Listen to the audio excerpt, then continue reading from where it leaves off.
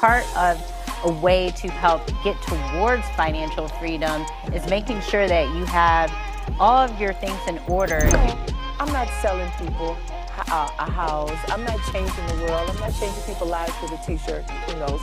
But I still have to take it serious because it's a legitimate business.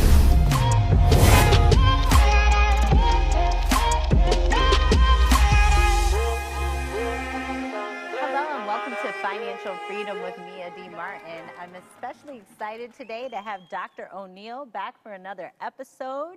Thank you for coming today. You are welcome, Mia, and I'm really excited to talk about the 25 common characteristics of successful entrepreneurs.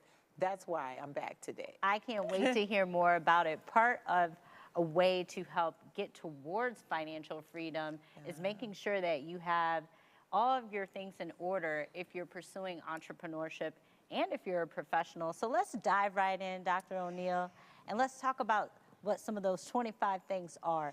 Well, the first thing entrepreneurs have to know is that it ties back into our show, financial freedom. God has given us all a gift that we can use, things that we can do with our hands to make money, okay? That is kingdom building when you use it correctly. And so how do we do that? We use what we have in our hand, like God told Moses, use what you have in your hand to make money. So the first thing is that you got to enjoy what you're doing. Yes. All right? I get hit, because I'm good with sales, I get hit with the, hey, can I talk to you about selling these vacuum cleaners? Or it could be a pyramid. Nah. That's not what I'm good at. I'm good with real estate, I'm good with writing, I'm good with entrepreneurship in general, but I can't sell a vacuum cleaner because I don't believe in the product. So the first thing you have to do is believe in the product and get your home business set up for whatever that product is. So in the beginning of COVID, I transformed my office again. So it's set up. I have studio equipment in there now. I have some of the same things, microphones, because I knew a lot of the teaching I was going to be doing was going to be done by Zoom. Yes. And so I bought more equipment so that I could use Bluetooth. You know, I use my iPads for other teleprompters. So get your home office set up properly. Organized. Organized. Yes. Do what you enjoy. Number 3, take what you do very, very seriously. Yes. A lot of us have part-time gigs, but we don't take it seriously, okay? For instance, in the pandemic, when it first started, and I'm creative, I used to sew for a living. That's how I made money all through college. And so I started cutting T-shirts. And I started posting them on Instagram, and lo and behold, I got an accidental business. I'm like, oh my God. And I can't shut that off because it's a real business now. And so I have a real problem now, because I have to find people to run that business. I still like the creative part, but I have to find people to run that business. And I have to make sure that even though I'm not selling people a house, I'm not changing the world, I'm not changing people's lives with a t-shirt, who knows, but I still have to take it serious because it's a legitimate business, okay? Yes. The fourth thing we have to learn how to do is learn how to become your own expert. Yes. Okay, one of the things that I like about you, when I first met you, you were very descriptive at what you could do for my business. You know, I'm a marketing expert. I'm a SME, subject matter expert. I show people how to create content.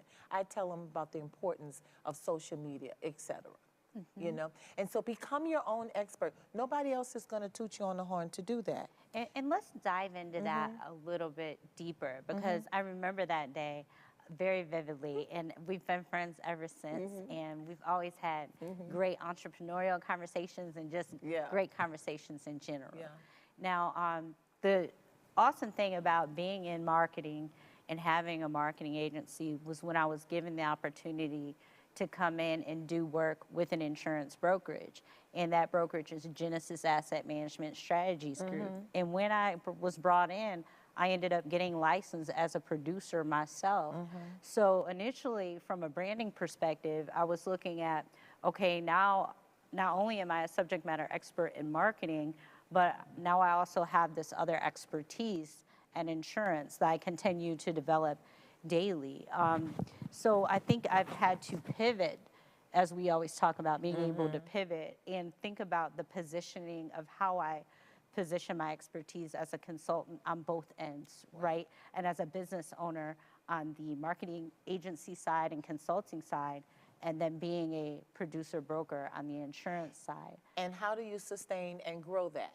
Right, absolutely. Right. So positioning is key, and making sure that you're letting people know what you do and how all these things go hand in hand. Right. And that's why I like what you do, because with the real estate portion of the business, it takes understanding of financial literacy behind that. Yeah. It takes infrastructure, it takes process, it takes design. Right. And you've designed a plethora of books, Right. workshops, and trainings that bring all of your learnings into a variety of different mediums for your audience to learn from. So let's just talk a little bit about the importance of not being afraid to do more than one thing, but taking ownership of actually how to position what it is you do. Right. It takes planning. And so it takes shutting down, and I have a 2-week shutdown whenever I get an idea. Okay. Yes, That's yes. my 2-week shutdown. That means that I'm tunnel vision crazy. I'm like, just bring me snacks to eat. I'm not coming out the house. I'm not taking any appointments, but it takes planning because you have to decide who your market is going to be. Yes. And how am I going to target that market? How do I get my foot in the door as a new entrant? Okay, there are other people, there are other great real estate agents. There are other great people who write books that are very successful. And so how do I get my foot in the door so that I can compete with them? Right. You know, or that people even notice my product. And so it takes planning and organization, all right? And so they can't see my book bag, but in my book bag, I have a paper journal, I have another short pad that I jot down ideas, and the trusty cell phone, okay? That all of those notes are in my cell phone. Yes. And so so you have to know where you're going, but you have to build that path. It's the GPS. It's the GPS for your business. You know, one of the other things that I have to make sure that I do is in that I have to make sure that that money stays managed wisely. Yes. Okay. When you're starting a new business, you need business credit. Nobody is going to give that to you. Okay. have to build You it. have to build the business credit. You have to, and then sure, there are other loans and programs out there for sustainability, but nothing is there to help you start a business. One of the questions I get at least once a week, is there grants for startup? No, there's not grants for startup. There are matching grants, but you got to have some skin in the game. Absolutely. Okay. You have to have proof of concept oftentimes, even when you go about getting those grants. And Right. I've been blessed and in programs where I've received grants as a small business owner, but I wouldn't say it was in the startup phase. It was later Right. when I had kind of proven myself to the marketplace. Right. And that's why I also think having multiple revenue streams when you pursue entrepreneurship is key, because if you don't have a rich uncle, right, or some trust that's waiting there for you, then the reality is if you're not going to keep your existing job, Right. then you have to have ways to continue to fuel your businesses. That's right. So when one's up and one's down, you got to fuel them back and forth. Right. And that's where the planning come in, and that's where the accounting skills come in. Yes. You do not have to be in accounting, but you do need to have some processes in place to count your money. Yes, bookkeeping. The bookkeeping, that's the word. More Yes. than accounting. You do have to have some basic bookkeeping skills, you know. And one thing I've always been grateful for is that I was fortunate enough from the beginning of my company up until now, I still have the same CPA, Timothy E. Brown, CPA, LLC. Shout Thank out. you. Shout out to Tim. But really, in all actuality, he's also a client of mine on the marketing side, which I'm extremely grateful for. But I'm also grateful for the CPA services that his firm provides, in addition to bookkeeping services that he provides to his clientele and more, because it really helps me make sure that I stay on track. And I don't think people realize, if you don't know where your business stands from a financial statements perspective and just financially overall, then you can't budget. You can't game plan. That's right. You can't go out and pay for marketing or advertising or events or materials if you don't know how much money you have coming in and what's going out, right? Right. Another thing, Mia, is that I think entrepreneurs lose sight that it's all about the customer. Okay, some of them are so busy being the chief cook and bottle washer, meaning I'm doing the faxing, I'm taking out the trash, I'm doing the bookkeeping, till they're forgetting to do the demographic studies on who their customer is. Right. And so they're not changing when the customer base change, or they're not adding customers. Just like we've talked, is how do I get into, okay, I'm a hit with the baby boomers, but I need to be a hit with the millennials too. How do I get millennials to know what I do, or how can I change what I offer so that they need my product? Right. You know, and so my advertising began to change. You know, the places where I network began to change. You know, and then ask for the sale. Always ask for the sale. Always ask for the Yes, sale. always ask So for the Mia, sale. real quick. So Mia, if I'm able to increase your business by 30% with the marketing tools that I've just showed you, would you do business with me? I have a contract here, and you can sign up for 90 days, and we can test the market and see how that works. I like that. I'm going to try that myself. That was pretty good. I'll play that recording I back know, and I listen. know. People say, "Oh, I'm not good with that." You're kidding me? Are you an entrepreneur or what? You have to be good with it Yeah. if you want to stay in business. You have to ask for the sale. You have to be a shameless, obnoxious promoter of your yourself. business, yourself. Yes. That's right. And what's the best place? Where is the best place to do that? Social Online. media. Yes, online. Social media. But one thing too is, even though this is what I always share with people, you do want to promote your business and you do want to promote yourself, but when you show people the problem that you solve for them, Yeah. and you know who your audience is, and you're doing that in front of your audience in a way that really resonates and connects with them, it's authentic. Right. And sometimes the sale really isn't that hard because Right. they're so organically drawn to you Right. and wanting to connect and stay following you and, Right. and seeing what you're sharing that they can use, that a lot of times they're coming to you with the sale ready right. to go. But don't be afraid of rejection, and don't be afraid to give that sale, right? Right. Because you're going to get rejected as an entrepreneur sometimes. And it's very easy when you are always conscious of projecting a positive image. Yes. Okay, it's very easy. It makes people comfortable to come to you for a sale. Another thing that I learned through Rachel, another friend of ours, is that when I enter a room, don't go to what's comfortable. I learned that from her. You know, we enter a room in the party and we see somebody we like and we immediately walk over to them. Go to that person who you don't like and say, "Hi, I'm Dr. O'Neill. I'm new here. Yes. It's nice to meet you." Start that conversation. Yes, yes. You know, start that. You know, I count to 10. 1, 2, 3, 4, 5. I'm going. You know, get your courage up. Right, You know? right. And you have to step out of your comfort zone. And I think going into situations where you don't know someone, instead of just gravitating towards people you do know, or maybe you think you have more in common with, you would be shocked Right. to learn that oftentimes you may have found your new best friend, your That's new right. best client, That's right. your new best mentor. Right. So I think that was excellent advice, and I would definitely agree with it 100%. And so how do we do that with COVID? So we level the playing field with technology. Clubhouse. Yes. I meet new people all the time. TikTok. I meet new people all the time. And so you say, what is that? Oh, I really don't do that. How can you afford not to? Not to. If you have a business right now, you're going to have to go with the trend. How are you going to network? How are you going to consistently draw in? You have to find new mediums. Nobody's reading the bus signs. Nobody's reading the bus stop advertisement. The grocery cart, we used to put our little advertisement on the grocery cart. We don't even pay attention to that. It was a waste of money, okay? Billboards is a hit and miss. Okay, and so the best way I leverage, plus I save a lot of money because all my advertising is free, is I leverage it through social media. Yes, you know, I and do think technology. there's a very, just from a marketing perspective, Yeah. delicate background Right. and combination of always being able to leverage social media and digital marketing effectively, Right. but also balancing radio, TV, and billboard as well, because they can be very effective mediums if done correctly. Right. And if the right budget is put behind it and the right spend is put Right. behind it. But once again, it goes back to what you said before, and it's really knowing what your audience Right. is, where they can be found, and what they're looking for, right?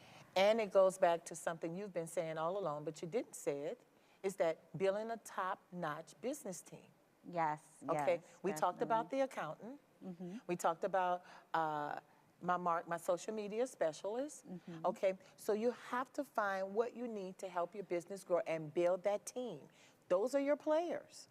They're on your team, and even though we're all in different places right now, that's what we need to keep our business successful. Yes, you know? and if you are just starting out and you do not have the funding necessarily to put subject matter experts in place, then that's when you have to start networking to meet the type of entrepreneurial individuals that would be able to support your business and start thinking about how you can offer whatever it is that you offer to them in exchange for their support. I was getting ready like to a say it. bartering type of system. Right, I was getting ready to say, and we do that all the time, all the Yes. time. How about creating a competitive advantage? So what do you get if you do business with me? What do Right. you get if you buy one of my books? Well, I have about 40 worksheets that I can give you to use in your classroom or your homeschool. You know, what do you get? We have to think about always creating competitive advantages, and those things differ.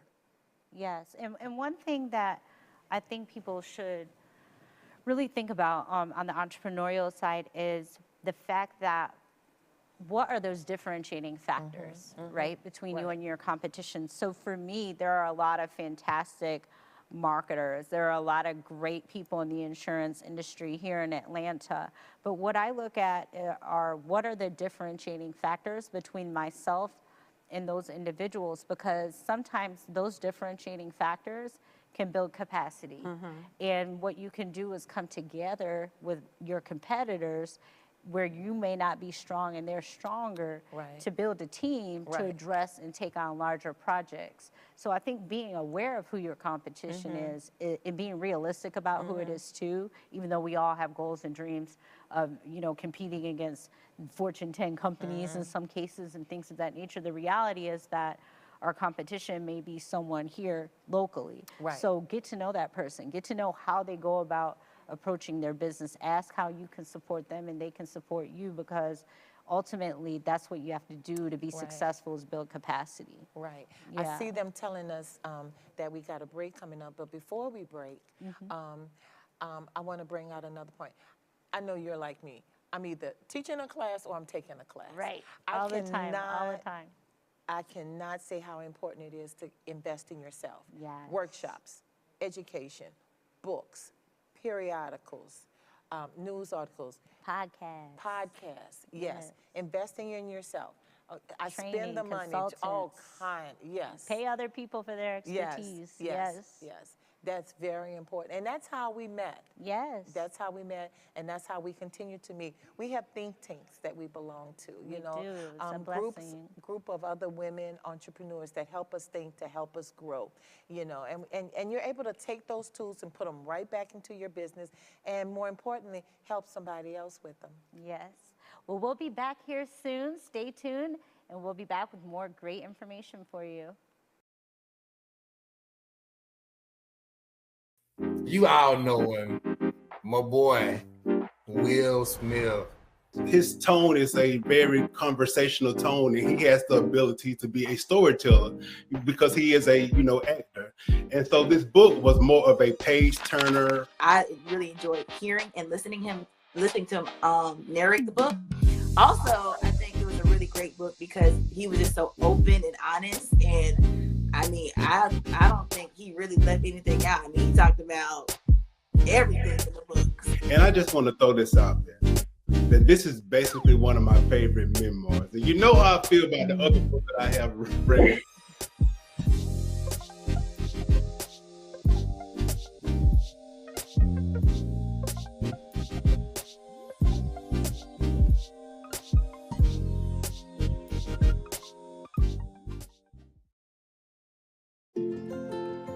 To Sofia and Gabriel.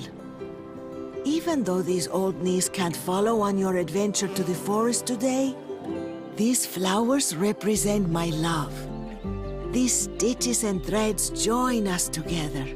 And wherever you see a flower, a bird, a beautiful tree, know that my love is with you.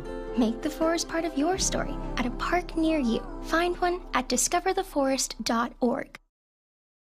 When will someone know that they need a coach? If you're looking at your life and you're taking an evaluation of yourself and you're not happy with where you are and you can't seem to come up with what you need to do to become happy, then, you know, a life coach may be that individual that you need. Now, if you're just having a rut, just, you know, a week at a time, and you can kind of talk yourself out of it or you get over that, you may not necessarily need a life coach. But when you are really stuck and you've tried this and you tried that and it's not working for you and you just feel like you need more, then I definitely believe that a life coach would be someone that you can reach out to.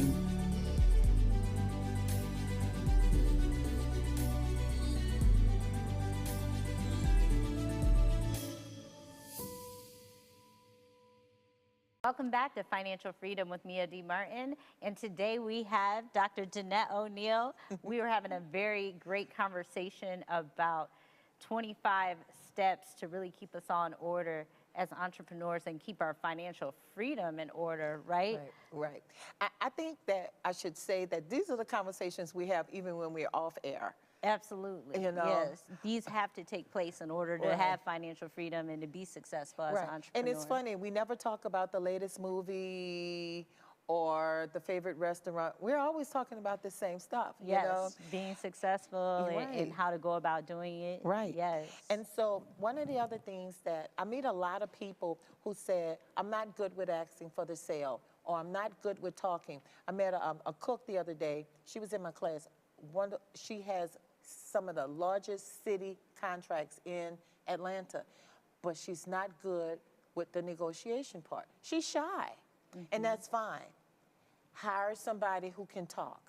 Hire somebody who can negotiate the contracts for you, you know, because that's a big part of the business. You may be good with designing menus and the kitchen part. You need that other partner with you. And that comes down to sharing, you know? And I think it comes back to being authentic and genuine with yourself and understanding where your strengths lie and understanding what you need to delegate out. And my advice to people when they first get started is to make a list of everything, every single little thing you have to do for your business. And then get your 3 different highlighters, highlight everything that you really enjoy doing, highlight the things you can tolerate, and then highlight the things that you really just either cannot do or you do not want to do at all. Right. And when you break it down in that manner and you're able to see what can be delegated out, it's going to make you free up time to be more effective and efficient. Right? And the reality is that we all aren't experts at everything. Right. So you're going to have to bring in those experts, those consultants, hire some type of individual in your company to pick up where you cannot deliver in that component of whatever it is that needs to get done. Right. You said we cannot do it all. Right, we can't do it all. There are some ways that we can try, okay? And so one of the other points in the 25 common characteristics of successful entrepreneurs is designing your workplace for success. So for some of us, it's our car. So it could be having a digital printer that runs on batteries, your laptop. I have a big tablet, I have a little tablet. I have my cell phone, you know. I can pull up a contract, I can print the contract right from the car. Okay, and so it's important as entrepreneurs that you invest in the tools that you need to keep your business, not just make your business successful, but keep your business running successfully. Okay? Yes, and smoothly. Yeah, and smoothly. Yes. You know, I can be at dinner, and I've made it a rule not, you know, to have some off time, to have dinner undisturbed. But the other day, I needed to pull out a contract because I had made an error, and the contract was due to be signed by a client after dinner. You know what I did? Corrected it on the spot. I corrected the contract on the spot. But you had the because of technology. resources to be able to do it. I had the resources to be able to do it, which goes back to get and stay organized, which was one of the others. How about taking time off? We talked about work-life balance. Taking time off. Are you working longer hours? It depends on the project. I think when COVID first hit, I worked 24/7 because I think we all just didn't know what to expect, and work was a way to distract yourself from the lack of clarity around what was going on. as an entrepreneur, I think you already know these hours aren't traditional. Right. And some days may be 12, 14-hour days, whereas others may be That's right. 3-hour days. Or you may have a different location from where you're working from. And we were talking about that, right? It could be Right. an office or it could be the beach. At the beach, right? Right. And so it's very, very important to pencil in that time off.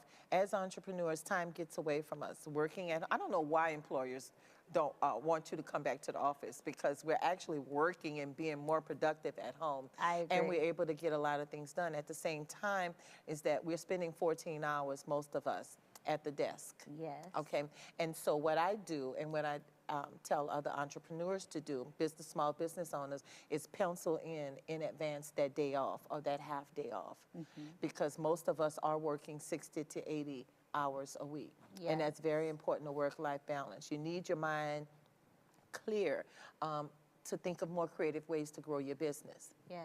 Not to mention, you need to not be a bad friend, a bad spouse, a bad girlfriend, boyfriend, etc. You know, Right. You have to have a life for yourself. right. Limit the hats you wear. Okay, and so with COVID, at first, we like, okay, what do? I get to explore my creative side. Right? I could become a chef and a Right. painter in Right. addition to my business. And so now we see that this is our new normal. And now we have to pivot again. And it's time to narrow the focus. So there are certain things that I do very well, but I can't do them all well at the same time. And so narrow my focus. And so my preach to entrepreneurs is that most of us are right-brained individuals. That's what entrepreneurism is. But you're going to have to narrow your focus and decide if you're going to bring in the additional streams of income. Then we have to prioritize. What brings us in the most money with the least amount of stress? What is more cost effective that particular month or that particular season to push? Okay, during Mardi Gras, the custom tee shop made a lot of money because we printed Mardi Gras shirts. Okay, now the next season is not come up yet. All right, so that's the season of rest. So let me promote my books now. Right. Okay, because summertime is coming. People are thinking about, what am I going to do with my kids for homeschooling? Okay, and that's just an example of how people can shift or pivot, you know? Yes, that's great. Follow up. Yes, follow-up is key. If you just follow up on the people that you meet, soft text, hi, it was nice meeting you, you know, do you mind if I call you and we can set up a lunch, or we can set up another time to talk about our businesses and what we have to offer? Perhaps there's an opportunity for us to work together. That's a Yes. soft text. Yes. You know, follow up constantly. And then follow up, send them another text the next month. Hey, I'm running a special. It's 25% off next Friday. Just wanted to let you know and remember me. I'm providing a link. Follow up. Follow. Hey, it was nice meeting you today. You know, here's my contact information. I'm looking forward to talking to you again. You'll be surprised with follow up. You know that as a marketing rep. Staying top you know? of mind is Yeah. key, and doing those soft touch points and check-ins really Check-ins. helps you do that, as well as being able to create content that really resonates with your audience online. That's another way to kind of check in with them, because aside from the individual texts and messages and calls and emails, when you're producing content that they can use, that's another check-in point or touch point for them. So I think that follow-up is necessary if you want to continue to grow your business. Right. I think that, Mia, this is the season to celebrate curiosity. The entrepreneurs are some of the smartest people in the world, but a lot of them have a lot of stuff tucked in that they are scared to bring out to the world. You know, I met somebody the other day who has established a business just with teaching college students how to fill out the FAFSA. Oh, yeah, yeah. I know I would pay somebody, I would have paid somebody when my kids was in college, because it takes me an hour. It's too much legal jumble. It looks too hard on the computer, and I'm like, oh my God, oh, I can't do this. And so I waited till the last minute every time. And so that's an easy business somebody just thought of. Yeah, all you have to do really is solve a problem, identify a pain point, And it may be something that you think is small, but to your point, how many other parents wouldn't want to take the time out because it's just something that they do not do on a regular basis that takes a significant amount of time. When you have a person who's an expert in that Right. space that you can pay, that will move through the process very quickly because Right. this is something they do on a day-to-day basis, the same way you do your business on a Right. day-to-day basis. And that's where we have to, as entrepreneurs, support one another, right? And recognize what we can delegate to Right. help support other people and also give us our time back, right? And one of the last things I want to point out to entrepreneurs is get and stay legitimate. Yes. That is very important. Okay. Don't forget to every year. In most states, it's every year. Fill out those Secretary of State forms to keep your business current. Yes. Most of the time, the renewal is $25 to $75. Don't let that expire. Other people are looking up your business, and if they see that you're not current with the Secretary of State, you may lose out on some business. Yeah, okay? same thing with your certifications. Your too. certifications, right? Yes. Right. Having those initials behind your name, people need to be able to go into a database and be able to find you. That's very important. Yes. You know, if you need operational license or you need to stay up on that.